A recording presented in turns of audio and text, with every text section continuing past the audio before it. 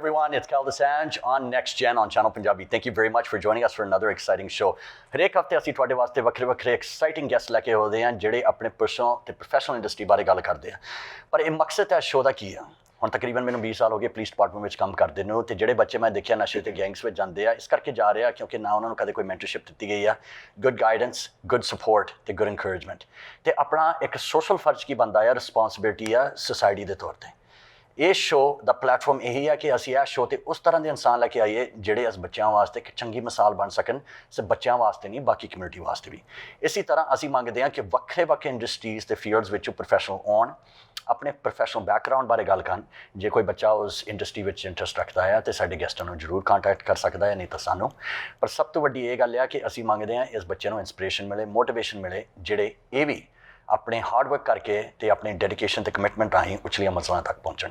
ਸੋ ਇਸ ਕਰਕੇ this week we have another exciting show for you. I am proud to introduce a very good friend of mine, but also a strong community activist and a very strong businesswoman, Kamal Atwal. Kamal, thank you very much for joining us on the show.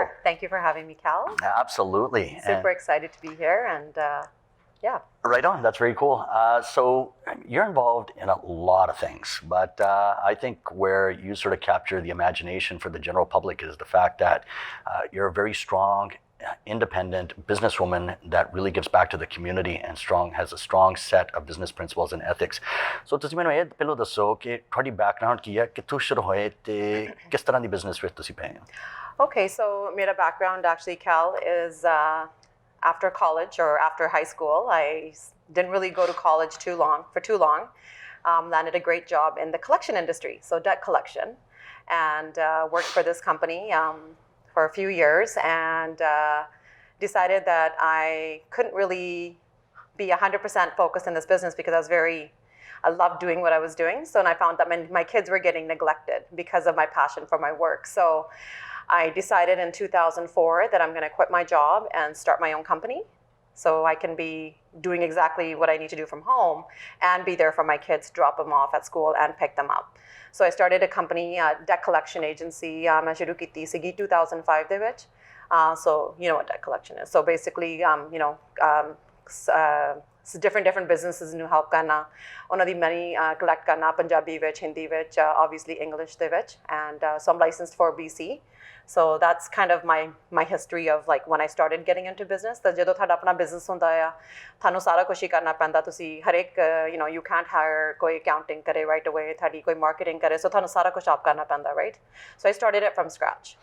ਜਿਸ ਸਮੇਂ ਹੁਣ ਤੁਸੀਂ high school ਦੇ ਵਿੱਚ ਪੜ੍ਹਦੇ ਸੀ ਜਾਂ college ਜਾ ਰਹੇ ਸੀ, ਹੁਣ ਕਾਫੀ ਬੱਚੇ ਮੈਂ ਦੇਖ ਰਿਹਾ ਹਾਂ, ਹੁਣ ਫੋਰ ਐਗਜ਼ਾਮਪਲ ਯੂਨੀਵਰਸਿਟੀ ਦੇ ਵਿੱਚ ਮੈਂ ਤਾਂ ਕ੍ਰਿਮੀਨੋਲੋਜੀ ਤੇ ਲਾਅ ਲਈ ਹੋਈ ਸੀ, ਪਰ ਕਾਫੀ ਬੱਚੇ ਮੈਂ ਦੇਖੇ ਸੀ ਜਿਹੜੇ ਬਿਜ਼ਨਸ ਐਡਮਿਨਿਸਟ੍ਰੇਸ਼ਨ ਵਿੱਚ ਜਾ ਰਹੇ ਉਸ ਸਮੇਂ ਸਟੂਡੈਂਟ, ਤੇ ਉਹਨਾਂ ਦਾ ਮਕਸਦ ਇਹ ਸੀ ਕਿ ਅਸੀਂ ਆਪਣੀ ਬਿਜ਼ਨਸ ਕਿਸੇ ਨਾ ਕਿਸੇ ਪੁਆਇੰਟ 'ਤੇ ਸ਼ੁਰੂ ਕਰੀਏ। ਹੁਣ ਜਦ ਤੁਸੀਂ ਜਿਸ ਸਮੇਂ ਫੋਰ ਐਗਜ਼ਾਮਪਲ ਆਪਾਂ ਸੇਮ ਜਨਰੇਸ਼ਨ ਵਿੱਚ ਗਰੋ ਅਪ ਹੋਏ ਹਾਂ, ਪਰ ਉਸ ਸਮੇਂ ਦੇ ਵਿੱਚ ਇੰਨੇ ਸਟਰੋਂਗ ਬਿਜ਼ਨਸ ਵੂਮਨ ਲੀਡਰ ਨਹੀਂ ਸੀ ਜਿਸ ਦੇ ਨਾਲ ਤੁਹਾਨੂੰ ਇੰਸਪੀਰੇਸ਼ਨ ਮਿਲੇ ਜਾਂ ਮੋਟੀਵੇਸ਼ਨ ਮਿਲੇ। Am I right about that? You're right, actually. Although internet vi nahi siga wala, right? We didn't have social media. We had Yahoo Messenger, MSN. That's it, pretty much. So it's actually we kind of got it at the right time. So I think at that time I was just self-motivated, to be honest. Debt collection, they normally jado sare mainu kende who's the owner, and it's a woman, they're actually shocked because ਹੁਣ ਤਾਂ ਮੈਂ ਆਪਣੇ ਪੂਰੇ ਨਾਂ ਦੇ ਨਾਲ ਜਾ ਰਹੀ ਹਾਂ, ਕਮਲ ਦੇ ਨਾਲ, but ਅੱਗੇ I just went by Cam, right? So when they would hear Cam Atwal, they would think it was a guy. So when I would call them, they were actually honestly shocked. So then I would think, wow, I don't know, honestly, I'm just always been self-driven. My dad has always been a go-getter, so I think maybe I get that from him. So there wasn't another collection agency or a Punjabi woman doing it, so it wasn't something that I kind of followed the path. It was just something I loved doing, and I took my passion and I made it into a business. That's absolutely fantastic. But ਜੇ ਹੁਣ Punjabi community ਦੇ ਵਿੱਚ ਦੇਖਿਆ ਜਾਵੇ, back in the time as well, ਮੇਰੀ ਗੱਲ ਦਾ ਮਾਇਨਾ ਕਰਿਓ, but like you said, now you say your name is Cam and that you would call within the Punjabi business community, ਤੇ ਉਹਨਾਂ ਨੂੰ ਕਾਫੀ ਸਦਮਾ ਇਸ ਗੱਲ ਦਾ ਪਹੁੰਚਦਾ ਸੀ ਕਿ it's a lady that's running this business that owns the business.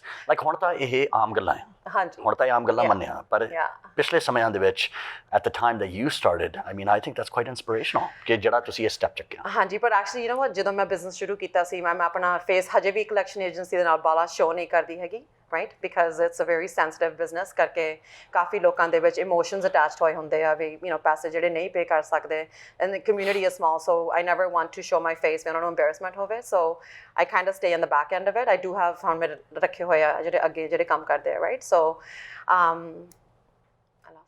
well, ਤੁਸੀਂ ਮੈਨੂੰ ਇੰਨਾ ਦੱਸੋ ਕਿ ਜਿਹੜੀ ਤੁਸੀਂ ਬਿਜ਼ਨਸ ਰਨ ਕਰਦੇ ਆ ਡੈਟ ਕਲੈਕਸ਼ਨ, ਹੁਣ ਮੈਂ ਤਾਂ ਚੰਗੀ ਤਰ੍ਹਾਂ ਸਮਝਦਾ ਕਿ ਡੈਟ ਕਲੈਕਸ਼ਨ ਹੈਗੀ ਕੀ ਆ, ਪਰ ਮੈਨੂੰ ਥੋੜ੍ਹੀ ਐਗਜ਼ਾਮਪਲ ਦਿਓ ਕਿ ਬਾਕੀਆਂ ਨੂੰ ਵੀ ਥੋੜ੍ਹਾ ਜਿਹਾ ਪਤਾ ਲੱਗੇ ਕਿ that's not the only business you run, we'll be talking about the other ones, your main business, ਪਰ ਇਹਦੇ ਬਾਰੇ ਮੈਨੂੰ ਥੋੜ੍ਹਾ ਜਿਹਾ ਦੱਸੋ। ਸੋ ਡੈਟ ਕਲੈਕਸ਼ਨ ਹੈਗਾ ਆ ਲਾਈਕ ਸਪੈਸ਼ਲੀ ਮੈਂ ਫੋਕਸ ਆਪਣੀ ਪੰਜਾਬੀ ਕਮਿਊਨਿਟੀ ਦੀ ਉੱਤੇ ਕੀਤਾ ਸੀਗਾ, ਬਿਕਾਜ਼ ਕਾਫੀ ਆਪਣੇ ਹਾਰਡ ਵਰਕਿੰਗ ਪੰਜਾਬ ਤੋਂ ਆਉਂਦੇ ਆ, ਆਪਣੀਆਂ ਕੰਪਨੀ ਸ਼ੁਰੂ ਕਰਦੇ ਆ, ਪਲੰਬਿੰਗ, ਪੇਂਟਿੰਗ, ਡਰਾਈਵਾਲ, ਸੋ ਆਲ ਦਿਸ ਕੰਸਟਰਕਸ਼ਨ, ਕਰਕੇ ਵੈਂਕੂਵਰ ਦੇ ਵਿੱਚ construction is the biggest income earner for a lot of the people coming from India.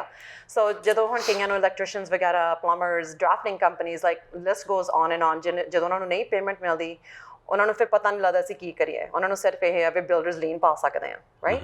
ਸੋ ਕਈ ਵਾਰੀ ਪਤਾ ਵੀ ਹੁੰਦਾ ਕਲੈਕਸ਼ਨ ਏਜੰਸੀ ਹੁੰਦੀ ਆ, ਪਰ ਉਹਦੇ ਰੂਲਸ ਐਂਡ ਰੈਗੂਲੇਸ਼ਨਸ ਦਾ ਨਹੀਂ ਪਤਾ ਹੁੰਦਾ, ਜਾਂ ਆਪਣਾ ਬਿਜ਼ਨਸ ਉਹ ਖੁਦ ਆਪ ਹੀ ਰਨ ਕਰਦੇ ਆ, ਰਾਈਟ? ਸੋ ਸੇਮ ਥਿੰਗ, ਉਹ ਆਪ ਹੀ ਆਪਣੀ ਅਕਾਊਂਟਿੰਗ ਕਰਦੇ, ਆਪਣੀ ਪਰ ਉਹਨੇ ਦਿਹਾੜੀ ਵੀ ਆਪ ਹੀ ਲਾਉਣੀ ਹੁੰਦੀ ਹੈ ਜਾ ਕੇ ਕੰਮ ਤੇ, ਰਾਈਟ? ਸੋ ਉਹਨਾਂ ਕੋਲ ਟਾਈਮ ਕਦੋਂ ਹੋਊਗਾ ਇਹ ਪੇਪਰ ਵਰਕ ਕਰਨ ਨੂੰ? So then I was trying to fill with a gap hove, right? So sometimes I do have somebody with on the job site to jaake paperwork chakkan.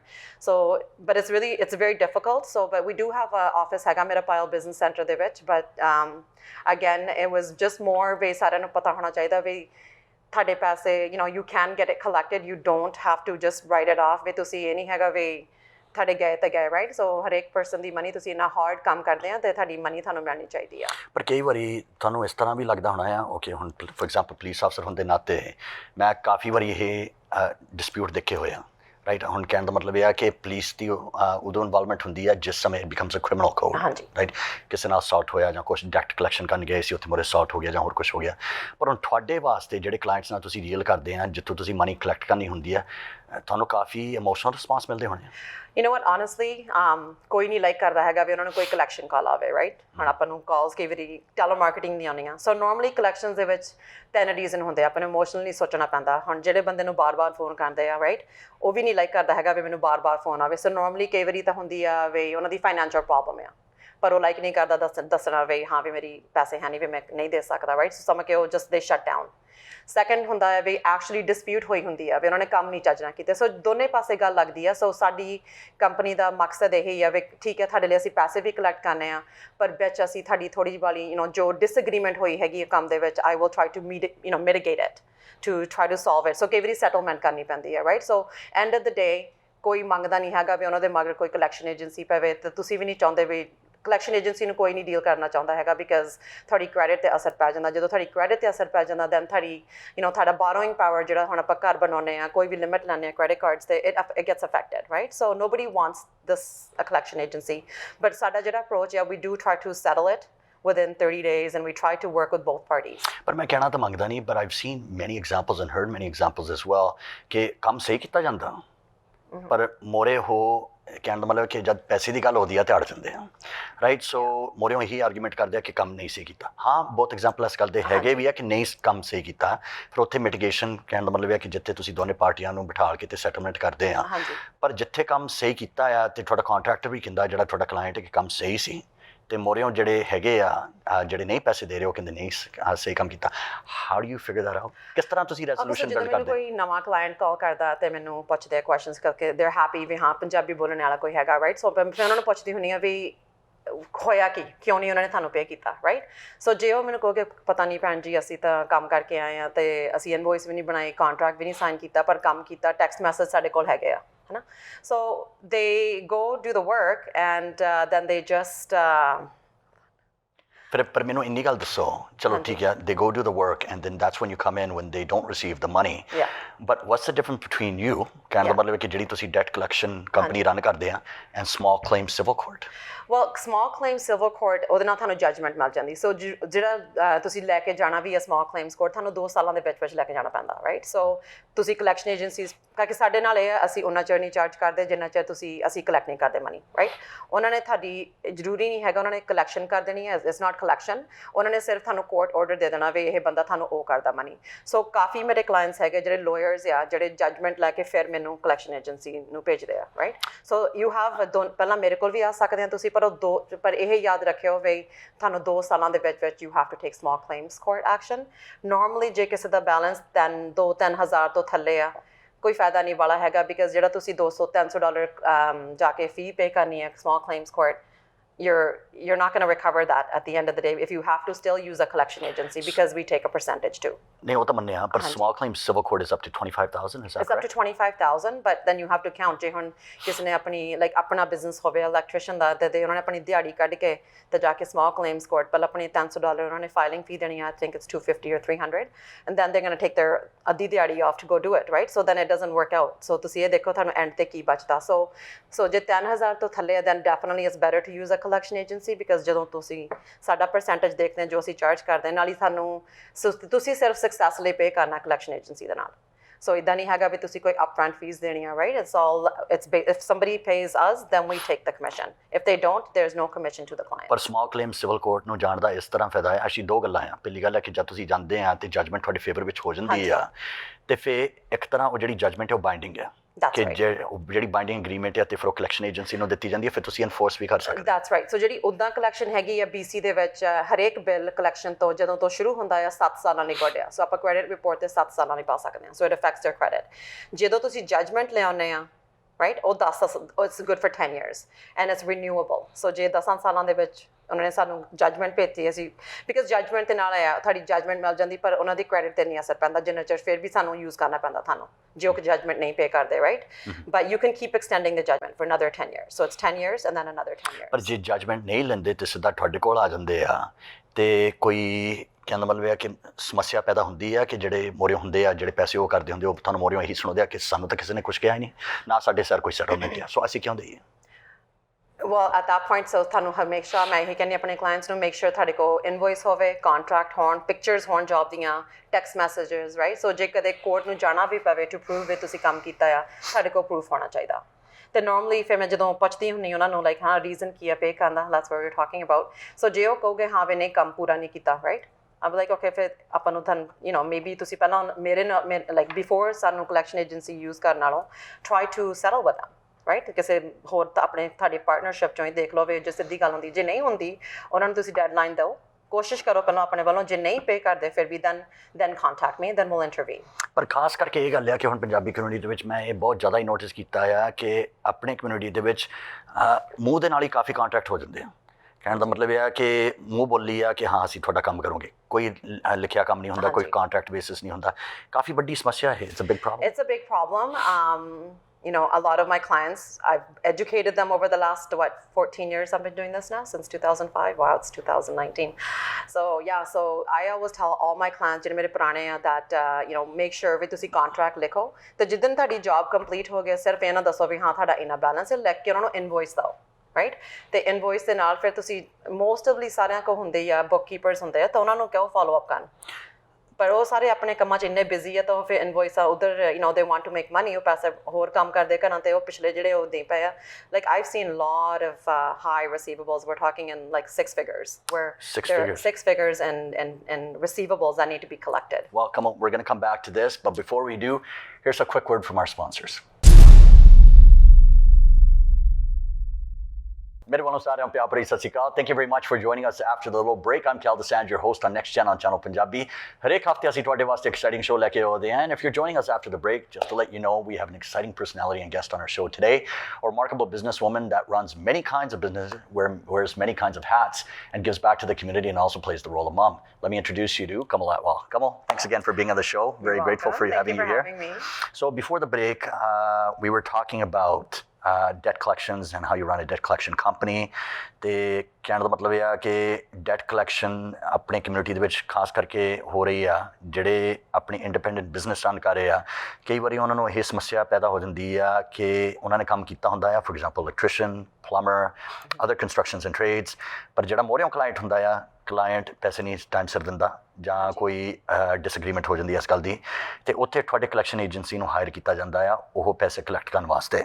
Before we went on the break, and we'll talk about it very quickly because I want to talk about your other business as well, ਤੁਸੀਂ ਕਹਿੰਦੇ ਸੀ 6 figures, so we're talking about over $2-3 million ਜਿਹੜੇ ਪੈਸੇ ਉਹ ਹੁੰਦੇ। We're talking like over 100,000 for sure. There's a lot of companies, they think, because ਉਹਨਾਂ ਨੂੰ rules ਨਹੀਂ ਪਤਾ ਕੈਨੇਡਾ ਦੀਆਂ, right? ਕਰਕੇ ਆਪਣਾ ਕੋਈ ਵੀ ਪੁਰਾਣੀ ਇਨਵੋਇਸ ਹੋਵੇ, ਕੋਈ ਬਿਜ਼ਨਸ ਆਪਾਂ ਰਨ ਕਰਦੇ ਹਾਂ, ਰਾਈਟ, ਆਪਾਂ ਐਂਡ ਆਫ ਦ ਈਅਰ ਦੇਖਦੇ ਹਾਂ ਵੀ ਇੰਨਿਆਂ ਨੇ ਨਹੀਂ ਪੇ ਕੀਤਾ, ਕਈਆਂ ਦੇ 20 ਹੁੰਦੇ ਆ, 30,000, ਕਈ ਵਾਰੀ ਲੱਖ, 2 ਲੱਖ, 3 ਲੱਖ, ਰਾਈਟ। ਸੋ ਸੋਚਦੇ ਚਲੋ ਹੁਣ, ਪਰ ਉਹ ਬਿਜ਼ੀ ਹੁੰਦੇ ਆਪਣੇ ਦੂਜੇ ਨਵੇਂ ਪ੍ਰੋਜੈਕਟਾਂ ਦੇ ਵਿੱਚ, ਨਵੇਂ ਕੰਮਾਂ ਦੇ ਵਿੱਚ, ਉਹ ਫਿਰ ਕਹਿੰਦੇ ਚੱਲ ਕੋਈ ਨਾ, ਕੀ ਐਵੇਂ ਗਾਂ ਦੇ ਗਾਂ ਕੋਈ ਰਿਸ਼ਤੇਦਾਰ ਆ, ਰਾਈਟ। ਸੋ ਪਰ at the end of the day ਤੁਸੀਂ ਇੰਨਾ ਹਾਰਡ ਕੰਮ ਕਰਦੇ ਆ ਤਾਂ ਤੁਹਾਡੇ ਪੈਸੇ ਆ, ਤੁਹਾਡਾ ਘਰ ਚੱਲਦਾ, but that's a lot of money, like couple hundred, yeah, like 100 to 200,000. I have a lot of clients who all of them call me after, they think 5-10 ਤੱਕ ਕਈਆਂ ਲਈ ਹੈ ਨਹੀਂ, they're okay with it, but they shouldn't be okay with it. ਤੁਹਾਨੂੰ ਕੋਈ 5,000 ਉਹ ਕਰਦਾ, 10,000 ਕਰਦਾ, ਉਹ ਵੀ ਬਹੁਤ ਮਨੀ ਆ, ਪਰ ਮੋਸਟਲੀ ਆਪਣੀ ਕਮਿਊਨਿਟੀ ਦਾ ਦਿਲ ਬਹੁਤ ਵੱਡਾ, ਉਹ ਕਾਫੀ ਚਿਰ ਵੇਟ ਕਰਕੇ ਫਿਰ ਕੰਟੈਕਟ ਕਰਦੇ ਆ। ਤੇ ਪਰ ਇਹ ਵੀ ਹੁੰਦਾ ਹੈ ਕਿ ਕਾਫੀ ਚਿਰ ਵੇਟ ਕਰਕੇ ਤੇ ਅੱਕੇ ਹੀ ਕਹਿ ਦਿੰਦੇ ਆ ਚਲੋ ਗਏ ਤਾਂ ਗਏ। Yeah, exactly. ਪਰ ਇਦਾਂ ਨਹੀਂ ਹੋਣਾ ਚਾਹੀਦਾ, ਬਿਕਾਜ਼ ਜੇ ਤੁਹਾਡੇ ਨਾਲ ਕਰਦੇ ਆ, ਕਿਸੇ ਹੋਰ ਨਾਲ ਵੀ ਗਾਂ ਕਰੂਗਾ ਉਹ person, right? So that's important. So ਕਈ ਵਾਰੀ ਮਨੀ ਦੀ ਗੱਲ ਨਹੀਂ ਹੁੰਦੀ, ਕਈ ਵਾਰੀ ਸੋ ਕਈ ਵਾਰੀ ਮੈਨੂੰ ਕਾਲ ਕਰੂਗੇ, ਹਾਂ ਵੀ ਤੁਸੀਂ ਘੱਟ ਤੋਂ ਘੱਟ ਕਿੰਨੇ ਪੈਸੇ ਲੈਂਦੇ ਆ, ਸੋ ਉਹਨਾਂ ਨੂੰ ਲੱਗਦਾ ਵੀ ਮੈਂ 1,000 2,000 ਤੋਂ ਘੱਟ ਲੈਂਦੀ ਨਹੀਂ, ਸੋ 200 ਤੋਂ $100 ਤੋਂ ਘੱਟ ਨਹੀਂ ਅਸੀਂ ਲੈਂਦੇ। ਸੋ ਜੇ ਤੁਹਾਨੂੰ ਕੋਈ $100 ਵੀ ਉਹ ਕਰਦਾ, ਕੋਈ ਤੁਹਾਡੀ ਚੈੱਕ ਬਾਉਂਸ ਹੋਈ ਆ, ਰਾਈਟ, ਉਹ ਵੀ ਤੁਸੀਂ ਮੈਨੂੰ ਸੈਂਡ ਕਰ ਸਕਦੇ ਆ। That's absolutely fantastic. Yeah, absolutely. And also one more thing, rent. ਤੁਸੀਂ ਬੇਸਮੈਂਟਸ ਆਪਣੀਆਂ ਰੈਂਟ ਆਊਟ ਕਰਦੇ ਆ, ਰਾਈਟ? ਤੁਸੀਂ ਜਦੋਂ ਤੁਹਾਨੂੰ ਕੋਈ ਨਹੀਂ ਪੇ ਕਰਦਾ ਹੈਗਾ, ਦੈਨ ਤੁਸੀਂ ਕੀ ਕਰਦੇ ਆ ਉਸ ਮਨੀ ਦੇ ਨਾਲ? ਤੁਸੀਂ ਕਹਿੰਦੇ ਚਲੋ ਕੋਈ ਨਾ, ਰਾਈਟ? ਨੋ, ਉਹ ਵੀ ਤੁਸੀਂ ਰੈਜ਼ੀਡੈਂਸ਼ੀਅਲ ਟੈਨੈਂਸੀ ਬ੍ਰਾਂਚ ਦੇ ਥਰੂ ਆਰਡਰ ਲਓ, just like judgment, this is for the tenants. You get the order, then you contact Icon or whichever other agency you want to use, but we help you collect that money too. So rentals ਤੋਂ ਵੀ ਆਪਾਂ collect ਕਰ ਸਕਦੇ ਆ। Wow, you got it all figured out. But the one thing I don't do, well, not don't do, I can, there's a way to it. So ਜੇ ਹੁਣ ਤੁਹਾਨੂੰ ਕੋਈ, if Cal owes me money, for example, I can't put you in a collection agency. I would have to go to court and get a judgment. So when it's a person-to-person collection or an employee from an employer, then you have to go get a judgment. So ਕਹਿਣ ਦਾ ਮਤਲਬ ਇਹ ਆ ਕਿ ਜੇ ਕਿਸੇ company ਨੇ ਆਪਣੀ service ਕਿਸੇ ਨੂੰ ਪ੍ਰੋਵਾਈਡ ਕੀਤੀ ਆ, ਜਾਂ ਮੈਂ ਲੈਂਡ ਓਨਰ ਆ ਤੇ ਜਿਹੜੇ ਮੇਰੇ ਟੈਨੈਂਟਾਂ ਨੇ ਮੈਨੂੰ ਪੈਸੇ ਨਹੀਂ ਦਿੱਤੇ, ਉਹ ਅਸੀਂ ਤੁਹਾਡੇ ਕਲੈਕਸ਼ਨ ਏਜੰਸੀ ਤਾਂ ਨਹੀਂ ਕਰ ਸਕਦੇ। ਪਰ ਇੱਕ ਦੋ ਫਰੈਂਡ ਜੇ ਇੱਕ ਨੇ ਦੂਜੇ ਨੂੰ ਪੈਸੇ ਲੋਨ ਕੀਤੇ ਆ, ਉਹ ਜਜਮੈਂਟ ਲੈਣੀ ਪੈਂਦੀ ਆ। ਉਹ ਜਜਮੈਂਟ ਲੈਣੀ ਪੈਂਦੀ ਹੈ, ਬਿਕਾਜ਼ ਕੋਰਟ ਨੂੰ ਡਿਸਾਈਡ ਕਰਨਾ ਪੈਣਾ। ਅਸੀਂ ਜਿੱਦਾਂ ਕਿਸੇ ਦੇ ਡਿਸਪਿਊਟ ਦੇ ਵਿੱਚ ਨਹੀਂ ਪੈਂਦੇ ਹੈਗੇ ਵੀ ਹਾਂ ਵੀ ਉਸ ਬੰਦੇ ਦੇ ਅਗੇਂਸਟ ਜਾਣਾ, ਸੋ ਸਾਨੂੰ ਕੋਰਟ ਆਰਡਰ ਚਾਹੀਦਾ, because it's a personal connection. ਚਲੋ ਜੀ, ਸਭ ਤੋਂ ਵੱਡੀ ਗੱਲ ਇਹ ਆ ਕਿ ਚਲੋ ਆ ਚੰਗਾ ਹੋਇਆ ਕਿ ਆਪਾਂ ਡੈਟ ਕਲੈਕਸ਼ਨ ਬਾਰੇ ਗੱਲ ਕਰ ਲਈ ਆ, ਪਰ ਤੁਸੀਂ ਕਹਿੰਦੇ ਆ ਡੈਟ ਕਲੈਕਸ਼ਨ ਇੱਕ ਸਾਡਾ ਪਲੇਟਫਾਰਮ ਸੀ ਜਿਸ ਦੇ ਨਾਲ ਤੁਸੀਂ ਆਪਣੇ ਅਸਲੀ ਬਿਜ਼ਨਸ ਵਿੱਚ ਪਏ, ਜਿਹੜਾ ਤੁਹਾਡਾ ਮੇਨ ਫੋਕਸ ਤੇ ਮੇਨ ਮੁੱਦਾ ਹੈ ਅੱਜ ਕੱਲ੍ਹ, ਉਹਦੇ ਬਾਰੇ ਥੋੜ੍ਹਾ ਜਿਹਾ ਸਾਨੂੰ ਦੱਸੋ। ਸੋ 2000, ਸੋ ਮੇਰੇ 3 ਬੇਟੀਆਂ ਆ, ਐਂਡ ਮੇਰੀ ਜਿਹੜੀ ਸਭ ਤੋਂ ਵੱਡੀ ਬੇਟੀ ਆ ਉਹ 2015 ਦੇ ਵਿੱਚ ਹਾਈ ਸਕੂਲ ਤੋਂ ਗ੍ਰੈਜੂਏਟ ਹੋਈ ਸੀਗੀ, ਐਂਡ ਉਹੀ ਸਾਲ ਦੇ ਵਿੱਚ ਮੇਰੀ life went through some changes. So at that time ਮੇਰਾ ਬਿਜ਼ਨਸ ਸੈਟਲ ਸੀਗਾ, ਸੋ ਮੈਂ ਸੋਚਿਆ what, ਕਿਉਂ ਨਾ ਮੈਂ ਕੁਛ ਹੋਰ ਕਰਾਂ, ਰਾਈਟ? ਮੇਬੀ ਰੀਅਲ ਏਸਟੇਟ, ਫਿਰ ਮੈਂ ਸੋਚੀ ਸੀ ਮੇਬੀ ਮੋਰਗੇਜ ਬ੍ਰੋਕਰ, ਲਾਈਕ ਇਸ ਲਾਈਨ ਦੇ ਵਿੱਚ ਸਮਥਿੰਗ ਸੇਲਸ, ਬਟ ਮੈਂ ਇਹ ਨਹੀਂ ਸੋਚਿਆ ਸੀ RESPs। ਪਰ ਜਦੋਂ ਮੇਰੀ ਡਾਟਰ ਦੀ ਜਸਟ ਕੋਇਨਸੀਡੈਂਟਲੀ ਇੱਦਾਂ ਹੀ ਹੋਇਆ ਵੀ ਉਹਦੀ 12ਵੀਂ ਉਹਨੇ ਉਸ ਸਾਲ ਹੀ ਗ੍ਰੈਜੂਏਟ ਹੋਈ ਸੀਗੀ, ਤਾਂ ਉਹਨੇ ਵੀ ਫਿਰ ਕਾਲਜ ਸ਼ੁਰੂ ਕਰਨਾ ਸੀ। ਸੋ ਜਦੋਂ ਮੈਂ ਉਹਦੀ RESP ਦੇਖੀ, ਜਿਹੜੀ ਚੀਜ਼ ਵੱਲ ਮੈਂ ਕਦੇ ਧਿਆਨ ਹੀ ਨਹੀਂ ਕੀਤਾ, ਮੈਨੂੰ ਸੀਗਾ ਹਾਂ ਗਵਰਨਮੈਂਟ ਪਲਾਨ ਆ, ਦੈਟਸ ਗੁੱਡ, ਆਮ ਸੇਵਿੰਗ, ਤੇ ਜਦੋਂ ਜਾਊਗੀ ਪੜ੍ਹਾਈ ਲਈ ਤਾਂ I will pull it out. So ਜਦੋਂ ਮੈਂ ਦੇਖਿਆ ਵੀ ਉਹਦੀ RESP ਦੇ ਵਿੱਚ ਕਾਫੀ interest, like it was really good, ਪਰ ਮੈਨੂੰ ਇਹ ਲੱਗਾ ਵੀ ਮੈਂ ਇੰਨਾ ਕਿਉਂ ਸੇਵ ਕਰੀ ਗਈ ਇੰਨੇ ਸਾਲ। ਲਾਈਕ ਜਦੋਂ ਮੈਂ ਸ਼ੁਰੂ ਕੀਤਾ ਸੀ, I was living in a basement making $12 an hour, so I stuck with the same payment for 18 years. I'm like, why didn't I save more? Like my income doubled, in the first 5 to 10 years. ਜਦੋਂ 10 ਸਾਲਾਂ ਦੀ ਸੀਗੀ। So but anyways, that's when I thought, what, this is perfect. Why don't I get into RESPs, right? Because ਜਦੋਂ ਹੁਣ collection agencies ਵਿੱਚ ਮੈਂ ਕੰਮ ਕਰਦੀ ਹਾਂ, ਤੇ ਜਦੋਂ ਮੈਂ ਲੋਕਾਂ ਦੇ ਕ੍ਰੈਡਿਟ ਰਿਪੋਰਟਸ ਪੁੱਲ ਕਰਦੀ ਹਾਂ, ਸਭ ਤੋਂ ਪਹਿਲਾ ਕਰਜ਼ਾ ਯੰਗ ਐਡਲਟਸ ਦਾ ਇਹੀ ਹੁੰਦਾ ਆ, ਸਟੂਡੈਂਟ ਲੋਨ, ਰਾਈਟ? ਸੋ ਮੈਨੂੰ ਇਹ ਲੱਗਾ ਵੀ ਮੈਂ ਇਹ ਕੰਮ 'ਚ ਕਿਉਂ ਨਹੀਂ ਪੈਂਦੀ, ਹੋਰ ਐਜੂਕੇਸ਼ਨ ਦਵਾਂ ਆਪਣੀ ਕਮਿਊਨਿਟੀ ਨੂੰ, like people, and I'm licensed for British Columbia, so I'm like, why don't I educate people on this? Like, this is great. I've been on both ends of it now. I've started when they were babies, I've also used it, but I also know that I see student loan debt because people start working and they don't want to have more debt, so they don't finish their degrees. So RESP, ਹੁਣ ਮੈਂ ਸਾਰਿਆਂ ਨੂੰ ਸਮਝਾ ਦਵਾਂ, it's registered education savings plan. ਸੋ ਜਿਹੜਾ registered education savings plan ਹੁੰਦਾ ਹੈ, ਇਹ ਗਵਰਨਮੈਂਟ ਦੇ ਥਾਣੇ ਇੱਕ ਬੌਂਡ ਦਿੱਤਾ ਜਾਂਦਾ ਹੈ ਜਿਹੜਾ ਤੁਸੀਂ ਖਰੀਦ ਸਕਦੇ ਆ ਇਸ ਤਰ੍ਹਾਂ ਦੇ ਬਿਜ਼ਨੈਸ ਹੁਕਮ ਰਾਹੀਂ ਜਿੱਥੇ ਤੁਸੀਂ ਆਪਣੇ ਬੱਚਿਆਂ ਦਾ ਜਿਹੜਾ ਐਜੂਕੇਸ਼ਨਲ ਭਵਿੱਖ ਆ ਉਹ ਤੁਸੀਂ ਸਿਕਿਉਰ ਕਰ ਸਕਦੇ ਆ। So when you Gat started, ਕਹਿਣ ਦਾ ਮਤਲਬ ਹੈ ਕਿ ਤੁਹਾਡੀਆਂ 3 ਬੇਟੀਆਂ ਤੇ ਤੁਸੀਂ ਇਹੀ ਤੁਸੀਂ ਇਸ ਗੱਲ ਨੂੰ ਸਿਆਣੇ ਸੀ ਕਿ ਮੈਂ ਆਪਣੇ ਬੱਚਿਆਂ ਦਾ ਭਵਿੱਖ ਬਣਾਉਣਾ ਤੇ ਇਹਨਾਂ ਦੀ ਐਜੂਕੇਸ਼ਨ ਵਾਸਤੇ ਮੈਂ ਸੇਵਿੰਗ ਕਰਨੀ ਹੈ ਤੇ ਕਿਉਂ ਨਾ ਹੋਵੇ ਮੈਂ RESP ਦੇ ਵਿੱਚ ਪੈਸੇ ਪਾਵਾਂ। ਸੋ ਉਸ ਸਮੇਂ ਤੁਹਾਡੀ ਬਿਜ਼ਨਸ ਹੀ RESP ਦੀ ਹੁੰਦੀ ਸੀ, ਪਰ ਤੁਸੀਂ RESP ਕਿਸੇ ਰਾਹੀਂ ਖਰੀਦੀ ਸੀ। ਖਰੀਦੀ ਸੀ ਤੇ ਤੁਸੀਂ ਉਸ ਸਮੇਂ ਤੁਹਾਡੀ ਆਮਦਨ ਬਹੁਤ ਘੱਟ ਸੀ, ਆਮਦਨ ਬਹੁਤ ਘੱਟ ਸੀ ਤੇ ਤੁਸੀਂ ਥੋੜੇ ਪੈਸੇ ਹਰੇਕ ਸਾਲ ਵਿੱਚ ਪਾਏ ਗਏ। ਪਰ ਜਦ ਉਹ ਹਾਈ ਸਕੂਲ ਗ੍ਰੈਜੂਏਟ ਹੋ ਕੇ ਤੇ ਯੂਨੀਵਰਸਿਟੀ ਤਿਆਰ ਹੋ ਗਈ ਤੇ ਤੁਸੀਂ ਇਹ ਨੋਟਿਸ ਕੀਤਾ ਆ ਕਿ ਕਾਫੀ ਪੈਸੇ ਬਚ ਗਏ ਸੀ ਉਹਦੀ RESP ਵਾਸਤੇ, ਉਹਦੀ ਐਜੂਕੇਸ਼ਨ ਵਾਸਤੇ। ਸੋ ਤੁਹਾਡੇ ਅੰਦਰ ਇਹੀ ਪੈਦਾ ਹੋਇਆ ਸੀ ਕਿ ਮੈਂ ਵੱਡੀ ਗਲਤੀ ਕੀਤੀ ਹੈ ਕਿ ਕਿਉਂ ਮੈਂ ਹੋਰ ਪੈਸੇ ਨਹੀਂ ਵਿੱਚ ਪਾਏ, ਰਾਈਟ। ਸੋ ਹੁਣ ਜਿਹੜੇ ਮਾਪੇ ਆਪਣੇ ਬੱਚਿਆਂ ਦੀ ਪੜ੍ਹਾਈ ਸਿਕਿਉਰ ਕਰਨਾ ਮੰਗਦੇ ਆ ਉਹਨਾਂ ਨੂੰ ਐਕਸਪਲੇਨ ਕਰੋ ਕਿ RESP ਦਾ ਬੈਨੀਫਿਟ ਕੀ ਆ। ਹੁਣ ਬਥੇਰੇ ਆ ਜਿਹੜੇ ਬਾਹਰ ਬੈਠੇ ਆ ਤੇ ਕਹਿੰਦੇ ਆ ਕਿ ਭਾਈ ਅਸੀਂ ਕਿਉਂ RESP ਲਈਏ, ਰਾਈਟ। ਜਦ ਸਾਡੇ ਕੋਲ ਪੈਸੇ ਪਏ ਆ ਤੇ ਜਦ ਟਾਈਮ ਆਇਆ ਤੇ ਦੇਖੀ ਸੁਣੀ ਜਾਊਂ, ਰਾਈਟ। ਪਰ ਤੁਸੀਂ ਐਕਸਪਲੇਨ ਕਰੋ ਇਹਦਾ ਕਿਉਂ ਬੈਨੀਫਿਟ ਆ। ਵੈਲ ਮੈਂ ਤੁਹਾਨੂੰ ਆਪਣੀ ਸਟੋਰੀ ਦੱਸ ਦਿੰਦੀ ਹਾਂ, ਰਾਈਟ। ਜਦੋਂ ਇਹਨਾਂ ਦੇ ਕੁੜੀਆਂ ਦੀ ਮੈਂ ਸ਼ੁਰੂ ਕੀਤੀ ਸੀਗੀ, ਛੋਟੀ ਦਿੱਤੀ ਕੀਤੀ ਨਹੀਂ ਸੀ ਬਿਕਾਜ਼ 4 ਸਾਲ ਆਈ ਮੂਵ ਟੂ ਕੈਲੀਫੋਰਨੀਆ ਤੇ ਆਪਾਂ ਇਹੀ ਸੋਚਦੇ ਹਾਂ ਚਲੋ 18 ਸਾਲਾਂ ਤੱਕ ਪਤਾ ਨਹੀਂ ਆਪਾਂ ਕਿੱਥੇ ਤੋਂ ਕਿੱਥੇ ਹੋ ਜਾਣਾ, ਰਾਈਟ। ਸੋ ਕੋਈ ਨਾ ਘਰ ਦੇ ਵਿੱਚ ਐਕੁਇਟੀ ਹੋਊਗੀ, ਆਹ ਹੋ ਜਾਊਗਾ, ਉਹ ਹੋ ਜਾਊਗਾ, ਰਾਈਟ। ਸੋ ਆਪਾਂ ਗਾਂ ਇੰਨਾ ਜ਼ਿਆਦਾ ਨਹੀਂ ਸੋਚਦੇ, ਬਟ ਸੋਚਣਾ ਚਾਹੀਦਾ ਬਿਕਾਜ਼ ਇਹ ਜਿਹੜਾ ਗਵਰਨਮੈਂਟ ਦਾ ਪ੍ਰੋਗਰਾਮ ਹੈ, first of all it's tax sheltered, right. ਜਿਹੜੀ RESPs ਆ ਨਾਲੇ ਮੋਸਟ ਕੰਪਨੀਜ਼ ਦੇ ਵਿੱਚ ਫਲੈਕਸੀਬਲ ਹੈ ਵੀ ਜਿੰਨੀ ਤੁਹਾਡੀ ਆਮਦਨੀ ਹੈਗੀ ਆ ਤੁਹਾਡਾ ਬਜਟ ਅਲਾਓ ਤੁਹਾਨੂੰ ਕਰਦਾ ਤੁਸੀਂ ਥੋੜ੍ਹੀ ਸੇਵ ਕਰੋ। ਬਿਕਾਜ਼ ਮੈਂ ਸੋਚਦੀ ਹਾਂ ਜੇ ਮੈਂ ਮਨੀ ਕੁੜੀਆਂ ਦੇ ਲਈ ਨਹੀਂ ਸੇਵ ਕੀਤੀ ਹੁੰਦੀ ਮੈਂ ਵੀ ਇਹਨਾਂ ਨੂੰ ਜ਼ਿਆਦਾ ਪੁਸ਼ ਨਹੀਂ ਕਰਨਾ ਸੀ ਪੜ੍ਹਨ ਨੂੰ ਬਿਕਾਜ਼ income ਦੇ ਹਿਸਾਬ ਦੇ ਨਾਲ, right? I would say okay student loan or do this or maybe work a little bit, right? but ਜਦੋਂ ਆਪਾਂ ਸੇਵ ਕਰਦੇ ਬੱਚੇ ਨੂੰ ਆਪਾਂ ਵੀ ਫਿਰ confidently ਕਹਿ ਸਕਦੇ ਹਾਂ ਵੀ ਨਹੀਂ ਤੈਨੂੰ ਪੜ੍ਹਨਾ ਹੀ ਪੈਣਾ ਹੈ ਵੀ ਮੈਂ ਤੇਰੀ ਇੰਨੇ ਚੱਲ ਲਈ ਤੇਰੀ payment I have money saved for you. so proven ਹੈ actually statistically that ਜਿਨ੍ਹਾਂ ਬੱਚਿਆਂ ਦੀ ਐਜੂਕੇਸ਼ਨ ਪਲਾਨ ਹੈਗੀ ਆ ਤੁਸੀਂ ਜੇ ਉਹਨਾਂ ਨੂੰ ਛੋਟੀ ਉਮਰ ਤੋਂ ਯਾਦ ਦਿਲਾਈ ਜਾਓ ਵੀ ਤੁਹਾਡੇ ਲਈ ਫੰਡ ਹੈਗਾ ਆ ਉਹਨਾਂ ਨੇ ਡੈਫੀਨੇਟਲੀ ਮੋਰ ਸਕਸੈਸਫੁਲ ਹੋਣਾ। ਲਾਈਕ ਹੁਣ ਮੈਂ ਇਹ ਸੋਚਦੀ ਹਾਂ ਲਾਈਕ ਮੈਂ ਸ਼ੁਕਰ ਕਰਦੀ ਹਾਂ ਉਹਦੇ ਲਈ ਮੈਂ ਕੀਤੀ ਸੀ ਥੋੜ੍ਹੀ ਜਿਹੀ ਮੈਨੂੰ ਹੈਲਪ ਲੈਣੀ ਪਈ ਉਹਦੇ ਪਲਾਨ ਲਈ ਮੇਰੀ ਡਾਟਰ ਲਈ। ਸੋ ਬਟ ਹੁਣ she is making very good money ਤਾਂ ਸੋ ਸਭ ਤੋਂ ਵੱਡੀ ਆਪਣੀ ਸਕਸੈਸ ਇਹੀ ਆ ਵੀ ਆਪਣੇ ਬੱਚੇ ਆਪਣੇ ਪੈਰਾਂ 'ਤੇ ਖੜੇ ਹੋਣ ਅਤੇ ਆਪਣੇ ਤੋਂ ਮੰਗਣ ਨਾ ਗਾਂ ਫਿਊਚਰ ਦੇ ਵਿੱਚ ਅਨਲੈਸ ਬਹੁਤ ਜ਼ਿਆਦਾ ਜ਼ਰੂਰਤ ਹੈਗੀ ਹੈ। ਪਰ ਜੇ ਆਪਾਂ ਉਹਨਾਂ ਨੂੰ ਕਾਬਲੀਅਤ ਹੀ ਉਹ ਦਈਏ ਵੀ ਹਾਂ ਪਹਿਲਾਂ ਉਹਨਾਂ ਨੂੰ ਪੜ੍ਹਾਈਏ, right? We ਆਪਣੇ ਪੈਰ they need to start young, they need to start right away, that once they start earning then it's a big stress off us. Then I know most people focus on saving for weddings, saving for this, saving for that, but ਜੇ ਤੁਸੀਂ $100 ਇਹਨਾਂ ਦੀ Canada child benefit ਆਉਂਦੀ ਆ ਆਪਾਂ ਨੂੰ, right. ਆਪਾਂ ਜੇ ਉਹ ਨਾ ਵੀ ਆਉਂਦੀ ਹੋਵੇ ਫਿਰ ਵੀ ਆਪਾਂ ਬੱਚੇ ਤਾਂ ਆਪਣੇ ਪਾਲਣੇ ਹੀ ਸੀ, ਰਾਈਟ। ਸੋ ਤੁਸੀਂ ਇਹ ਸੋਚੋ 20 ਤਰੀਕ ਨੂੰ ਆਉਂਦੀ ਆ, ਰਾਈਟ, 18 ਸਾਲਾਂ ਲਈ ਆਉਣੀ ਆ। ਸੋ ਇਹ ਵੀ ਦੇਖੋ ਇਹ ਪਲਾਨ ਵੀ 18 ਸਾਲਾਂ ਲਈ ਤੁਸੀਂ ਜੇ ਤੁਹਾਨੂੰ $500 ਆਉਂਦਾ ਵੱਧ ਤੋਂ ਵੱਧ ਇੰਨਾ ਆ ਤੁਸੀਂ ਉਹ 'ਚੋਂ $100 ਵੀ ਕੱਢ ਲਓ ਤੁਹਾਡੇ ਛੋਟੇ ਹੁੰਦੇ ਤੋਂ ਤੁਹਾਡੇ 40,000 ਦੇ ਲਾਗੇ ਹੋਣੇ ਆ। ਸੋ ਸਾਰੇ ਲੋਕਾਂ ਨੇ ਇਹੀ ਪੁੱਛਣਾ ਕਿ 100 ਤੋਂ 40 ਕਿੱਦਾਂ ਬਣਿਆ। 100 ਤੋਂ 40 ਇਹ ਫਿਰ ਤੁਸੀਂ ਜੇ ਹੁਣ 18 ਸਾਲ ਆ, ਰਾਈਟ, 18 ਨੂੰ ਆਪਾਂ 12 ਮਹੀਨਿਆਂ ਨਾਲ ਡਿਵਾਈਡ ਟਾਈਮਸ ਕਰ ਲਈਏ ਕਿੰਨੇ ਬਣ ਗਏ 216 ਮਹੀਨੇ, ਰਾਈਟ। ਸੇ ਹੁਣ ਆਪਾਂ ਜੇ 216 ਮਹੀਨਿਆਂ ਲਈ ਆਪਾਂ $100 ਮੈਂ ਤਾਂ 200 ਲਾਤਾ ਸੋ 20,000 ਸੇਵ ਹੋ ਗਿਆ ਆਪਣਾ ਪ੍ਰਿੰਸੀਪਲ। ਪਰ ਫਿਰ ਵੀ ਉਹਦੇ ਉੱਤੇ ਪ੍ਰਿੰਸੀਪਲ ਦੇ ਉੱਤੇ ਹੋਰ ਚੜੀ ਜਾਂਦਾ ਆ ਜਿੱਦਾਂ ਤੁਸੀਂ ਹੋਰ ਪੇਮੈਂਟ ਕਰੀ ਜਾਂਦੇ। ਐਗਜ਼ੈਕਟਲੀ। ਸੋ ਪ੍ਰਿੰਸੀਪਲ ਨਾਲ ਹੀ ਸਿੰਪਲ ਇੰਟਰਸਟ ਨਹੀਂ ਹੈਗੀ ਖਿਆਲ, ਇਟਸ ਕੰਪਾਊਂਡੇਬਲ ਇੰਟਰਸਟ। ਸੋ ਉਹ ਤਾਂ ਤੁਹਾਡੀ ਇੰਟਰਸਟ ਹੋ ਗਈ ਪ੍ਰਿੰਸੀਪਲ, ਰਾਈਟ। ਦੈਨ ਤੁਸੀਂ ਗਵਰਨਮੈਂਟ ਵੱਲੋਂ ਤੁਹਾਨੂੰ ਗ੍ਰਾਂਟ ਮਿਲਣੇ ਆ, ਦੈਨ ਤੁਹਾਨੂੰ ਉੱਤੇ ਵਿਆਜ ਮਿਲਣਾ, right. So there's many so basically you doubling your money for the $100 a month.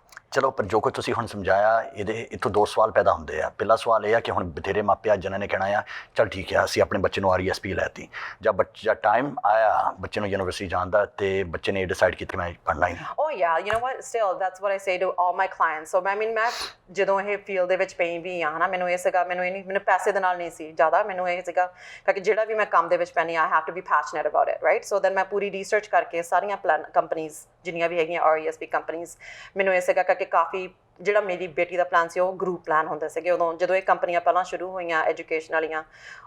it was like more group plans where you have to go to school for 4 years, right? but ਮੈਂ ਨਹੀਂ believe ਕਰਦੀ ਹੈਗੀ ਵੀ ਹਰੇਕ ਬੱਚੇ ਨੇ 4 ਸਾਲ ਹੀ ਪੜ੍ਹਨਾ ਹੈ, ਕਈਆਂ ਨੇ 1.5 ਸਾਲ ਦੇ ਵਿੱਚ ਕੋਰਸ ਕਰ ਲੈਣਾ, ਕਈਆਂ ਛੋਟੇ ਕੋਰਸਿਸ ਕਾਫੀ ਹੈਗੇ ਆ। ਸੋ ਪੂਰੀ ਰਿਸਰਚ ਕਰਕੇ ਜਿਹੜੀ ਕੰਪਨੀ ਦੇ ਨਾਲ ਮੈਂ ਕੰਮ ਕਰਦੀ ਹਾਂ ਮੈਂ ਜ਼ਿਆਦਾ ਕੰਪਨੀ ਬਾਰੇ ਤਾਂ ਨਹੀਂ ਗੱਲ ਕਰੂੰਗੀ ਬਟ ਜਿਹੜਾ ਸਾਡਾ ਪਲਾਨ ਆ ਮੈਨੂੰ ਬਹੁਤ ਵਧੀਆ ਲੱਗਾ, ਰਾਈਟ। ਬਿਕਾਜ਼ ਭਾਵੇਂ ਤੁਹਾਡੇ ਬੱਚੇ ਨੇ ਪੜ੍ਹਨਾ ਜੇ ਨਹੀਂ ਪੜ੍ਹਨਾ ਤੁਸੀਂ ਕਦੇ ਮਨੀ ਲੂਜ਼ ਨਹੀਂ ਕਰਨੀ ਹੈਗੀ। ਬਿਕਾਜ਼ ਜਿਹੜੀ ਤੁਹਾਡੀ ਮਨੀ ਹੁੰਦੀ ਵੀ ਆ ਤੁਸੀਂ ਸਿਰਫ ਜਿਹੜੇ ਗ੍ਰਾਂਟ ਆ ਗਵਰਨਮੈਂਟ ਵੱਲੋਂ ਆਏ ਆ ਉਹ ਤੁਹਾਨੂੰ ਵਾਪਸ ਦੇਣੇ ਪੈਂਦੇ ਆ ਐਟ 18 years ਬਿਕਾਜ਼ ਬੱਚਾ ਹੀ ਨਹੀਂ ਪੜ੍ਹਿਆ ਹੈਗਾ, ਰਾਈਟ। ਪਰ ਜਿੰਨਾ ਵੀ ਤੁਸੀਂ ਵਿਆਜ 'ਤੇ ਉਹ ਗ੍ਰਾਂਟਾਂ ਦੇ ਉੱਤੇ ਤੁਸੀਂ ਵਿਆਜ ਅਰਨ ਕੀਤਾ ਆ ਤਾਂ ਬਾਕੀ ਜਿੰਨੀ ਵੀ ਮਨੀ ਆ ਫਿਰ ਵੀ ਕਾਫੀ ਹੋ ਜਾਂਦੀ ਹੈ, ਫਿਰ ਵੀ ਤੁਹਾਡੇ 7-8% ਦੇ ਲਾਗੇ ਤੁਹਾਡੇ ਪੈਸਿਆਂ 'ਤੇ ਰਿਟਰਨ ਆਉਂਦਾ, ਰਾਈਟ। ਸੋ ਕਹਿਣ ਦਾ ਭਾਵ ਇੱਦਾਂ ਹੈ ਕਿ ਤਕਰੀਬਨ ਇਟਸ ਪੋਸੀਬਲ ਕਿ ਤੁਹਾਨੂੰ 20-25 ਹਜ਼ਾਰ ਵਾਪਸ ਆ ਸਕਦਾ। ਓ ਯਾ Absolutely, especially ਜੇ ਤੁਸੀਂ maximum save ਕਰੋ, like you're saving a lot of money. They ਹੁਣ, you know, again, I won't get into details, but just sit down with me and it's a good idea to discuss it. ਪਰ ਕਈ ਮੈਨੂੰ ਹੁਣ ਕਾਫੀ ਮੇਰੇ Punjabi clients ਮੈਨੂੰ ਕਹੋਗੇ ਪਤਾ ਨਹੀਂ ਇਹਨੇ ਪੜ੍ਹਨਾ ਕਿ ਨਹੀਂ, ਮੈਂ ਫਿਰ ਉਹਨਾਂ ਨੂੰ ਇਹੀ ਕਹਿੰਦੀ ਹੁੰਦੀ ਆ, you know what, ਤੁਸੀਂ ਇਹ ਨਾ ਕਹੋ, ਬਿਕਾਜ਼ ਜੇ ਤੁਸੀਂ ਹੁਣ ਇਹੀ ਸੋਚੀ ਜਾਂਦੇ ਮੈਨੂੰ ਪਤਾ ਇਹਨੇ ਪੜ੍ਹਨਾ ਹੈ ਕਿ ਨਹੀਂ, ਹਜੇ 1.5 ਸਾਲ ਦਾ ਬੱਚਾ ਆ, ਰਾਈਟ। ਜੇ ਤੁਸੀਂ ਹੁਣੇ ਸੋਚੀ ਜਾਓਗੇ ਫਿਰ ਉਹਨੇ ਮੇਬੀ ਨਹੀਂ ਕੁਝ ਬਣੂਗਾ, ਪਰ ਜੇ ਤੁਸੀਂ ਇਹੀ ਸੋਚੋ ਹਾਂ ਵੀ ਸਾਲ ਪੜੂਗਾ 2 ਸਾਲ ਪੜੂਗਾ, ਰਾਈਟ, ਇਟਸ ਆਲ ਅਬਾਊਟ ਆਪਣੀ ਸੋਚਣੀ, ਜੇ ਆਪਣੀ ਸੋਚਣੀ ਆਪਣੇ ਬੱਚਿਆਂ ਤੇ ਜਾਂਦੀ ਆ at the end of so the day. ਕਮਲ ਤੁਸੀਂ ਇੱਦਾਂ ਕਰੋ, ਤੁਸੀਂ that's your camera right there, ਤੁਸੀਂ ਇਹ ਸਮਝਾਓ ਕਿ ਮਾਪਿਆਂ ਨੂੰ ਕੀ ਬੈਨੀਫਿਟ ਆ RESP ਦਾ ਤੇ ਕਿੱਥੇ ਤੁਹਾਨੂੰ ਕੰਟੈਕਟ ਕਰ ਸਕਦੇ ਜੇ RESP ਦੇ ਵਿੱਚ ਇੰਟਰਸਟ ਰੱਖਦੇ। Oh, absolutely. So you can reach me. ਮੇਰਾ Facebook ਤੇ ਵੀ page ਹੈਗਾ ਆ, Kamal Atwal Knowledge First.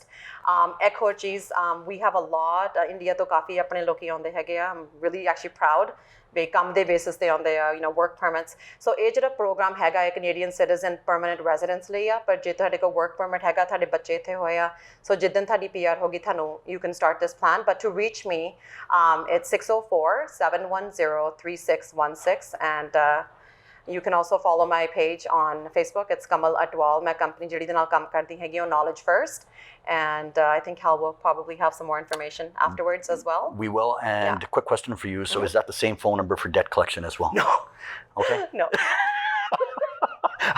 That's why I'm clarifying. No, I have 2 separate codes for both businesses. They're both very different from each other.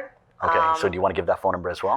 ਹਾਂਜੀ, ਜੇ ਤੁਸੀਂ ਤੁਹਾਨੂੰ corrections ਦੀ ਲੋੜ ਆ ਜਾਂ ਕੋਈ ਲੀਨ ਪਾਉਣੀ ਹੈਗੀ, ਉਹ ਨੰਬਰ ਨੂੰ ਉਹ ਨੰਬਰ ਹੈਗਾ 604-630-2700. I'm glad we clarified that. You know what, Kamal? Absolutely amazing having you on the show today. Just from simply a women's empowerment perspective, strong independent businesswoman such as yourself that's running multi-businesses, also playing a strong family role as a mom. It's absolutely impressive and absolutely admirable. And I think more girls need to learn from that. And that was the whole purpose of having you on the show today. So thanks for taking out the time. Thank you. If there are any inquiries that are specifically directed at you, we'll make sure they get to you. Awesome. Okay, thanks again, Kamal. Appreciate that. All right. Thank you so much for joining us on this exciting show of Next Gen on Channel Punjabi. I'm your host, Cal Desant. ਤੇ ਇਸੀ ਤਰ੍ਹਾਂ Next Gen ਦੇਖਦੇ ਰਹੋ। ਹਰ ਇੱਕ ਹਫ਼ਤੇ ਅਸੀਂ ਤੁਹਾਡੇ ਵਾਸਤੇ ਵੱਖਰੇ ਐਕਸਾਈਟਿੰਗ ਸ਼ੋ ਲੈ ਕੇ ਆਵਾਂਗੇ, ਜਿਸ ਦੇ ਉੱਤੇ ਇਨਸਪੀਰੇਸ਼ਨਲ ਫਿਗਰਸ ਹੋਣਗੇ, ਪਰਸਨੈਲਿਟੀਆਂ ਹੋਣਗੀਆਂ, ਜਿਹੜੇ ਤੁਹਾਡੇ ਕਮਿਊਨਿਟੀ ਵਾਸਤੇ ਬਹੁਤ ਕੁਝ ਕਰ ਰਹੇ ਆ, ਤੇ ਤੁਹਾਡੇ ਬੱਚਿਆਂ ਨੂੰ ਤੇ ਤੁਹਾਨੂੰ ਵੀ ਇਨਸਪੀਰੇਸ਼ਨ ਮਿਲੂਗੀ, ਜਿਹੜਾ ਤੁਸੀਂ ਉਹਨਾਂ ਨੂੰ ਇੱਕ ਮਿਸਾਲ ਦੇ ਤੌਰ ਤੇ ਯੂਜ਼ ਕਰਕੇ ਉੱਚੀਆਂ ਮੰਜ਼ਲਾਂ ਤੱਕ ਆਪ ਪਹੁੰਚ ਸਕਦੇ ਆ। Until then, take care of yourself and ਰੱਬ ਰਾਖਾ। Awesome. ਮਨੋਰੰਜਨ ਭਰਪੂਰ ਜਾਣਕਾਰੀ ਲਈ ਸਾਡੇ ਚੈਨਲ ਪੰਜਾਬੀ ਦੇ ਅਫੀਸ਼ੀਅਲ YouTube ਚੈਨਲ ਨੂੰ ਸਬਸਕ੍ਰਾਈਬ ਕਰੋ ਅਤੇ ਨਾਲ ਹੀ ਸਭ ਤੋਂ ਪਹਿਲਾਂ ਵੀਡੀਓ ਦੇਖਣ ਲਈ ਬੈਲ ਆਈਕਨ ਵਾਲੇ ਬਟਨ ਤੇ ਕਲਿੱਕ ਕਰੋ।